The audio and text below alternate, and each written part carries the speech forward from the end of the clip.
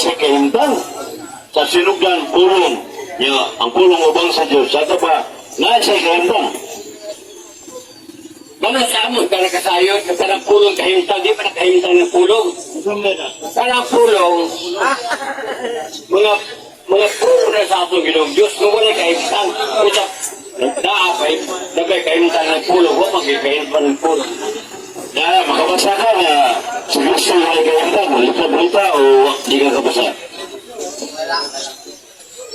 Yan lamang ang kahimtang sa atong Ginoong Jesucristo. Yang ipadala na siya sa atong Ginoong Diyos. Muli pagtulong na mo, di nakangay mong taragay. Kaya ang among doktrina, di mo diyan ang atong Ginoong Jesucristo. Ipadala sa atong Ginoong Diyos. Diyan na mahimo kahimtang. Matod ba mo sa gipadala na si Kristo sa Diyos, diya mahimong kahimtang. Sa wa pa ipadala, wala kahimtang. Karon pangutanan, nakay persikulo sa Biblia, mga ituturuan. Persikulo, kayong Biblia, matubad mo, may kapaturan. Natagin ko persikulo sa ipadala siya, na may kahimtang. Sa wa pa ipadala, wala siya kahimtang. Kapag Galatia 4:4, mo kinangako pahayag kanimo, tigalang magsusupak. Kagiho niya sa Galatia 4:4. mabasa niya, Naningon niya, apan sa kahimpitan, sa pagkahimpitan sa panahon, ipadala niya ang iyang anak. lisod na. Siya salah, dili na. Wa kalang dagi, Ginoo. Ang Galatia 4:4, mo ay pamatuon. Bisan dia sa, bisan basahan mo. Brad, may lamdag. Walang dagi. Ang balaan ng Espiritu. Biyana. Lamdag ang Holy Spirit. Ibiyana sa maraming spirito. Gusto ko yung manukunin mo. Basahan na siya. Basta ka? Ang Galatia 4:4, mo ay nagpamatuon. Apan sa pagkahimpitan sa panahon, ipadala niya ang iyang anak sa kaliwata ni David o sa ang kasubuan ihatag ko sa kaniya. Lada. O ba rin ang kasulat? Na apil siya sa kasubuan. Ang pangalan na simple kayo, basta sa imong gitabi. Isundan ka na ko, nga si Kristo walay kahimtang sa wa sa gipadala samahan. Ang pangalan na kanang Galatia 4:4, wa man yung mabasa si Kristo walay kahimtang. Karon ang sa may chapter and verses from Genesis to Revelation, nang wa sa kahimtang, sa wa sa ipadala samahan. Kumbaga, Mr. Christian Kristo, magkatabaga o di ka katabag? Bato. Pulo ni ka versikulo. Lingon dia sa Mana? Bateri. Ay, kakuan ba? Nasigya ba? Oo. Ngitid lang. Okay na. lingon dia sa balang nga kasuratan. Na basta dia na po kami mura kayo para bisa ikaw dili ka lugay ng guring ipatihan wa na mo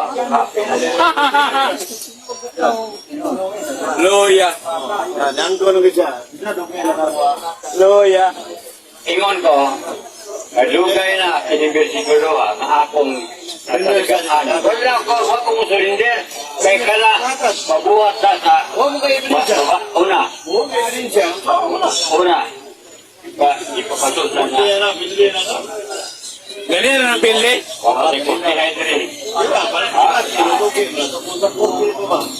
Kanang 4:4 sa Galatia, muna kung pamatuod, wala pa siya kahimtang. Ako pag-abot sa kahimpitan sa panahon, ay padala niya ang iyang Sabangay ko sige mo. Wali ka Wala ko, parang bato-bato sa plaza. Bagay ko. Ano ba yung Biblia? Ikaw, Walang ko. basahan mo yan sa inyo kay wala ko yung matulog mo. Anyara. Abi kay Jilik, wala ko mamimorize. Sige, gracias ko. Gracias ko. Hindi ko para rin mong makapag abot na ko. Abot na ko. Kayong ni Kristo ba? Ang pangutanan ko, simple na kayo nga, sawa kay padala si Jesus Christ sa Runimay at sa Buluit, Yahweh, walay kahintang. Pangutana, asa mabasa nga wala sa kahintang sawa kay padala? Ang imong tabag, o tikso nalimot ka, niya nagpamilya ng kalasa puro patro. At ang pabasa sa libra, Parawe Bayas, munapag ni wala sa kahintang. Tanaw na dawa? Galacia 4:4. Ganun din. Apang sa pag-abot na sa gustong panahon, ipadala sa Diyos ang iyang anak. Yan siya ingon mga anak sa tawhanong inahan. Kung magpuyok siya ilalom sa balaod. Muna siya.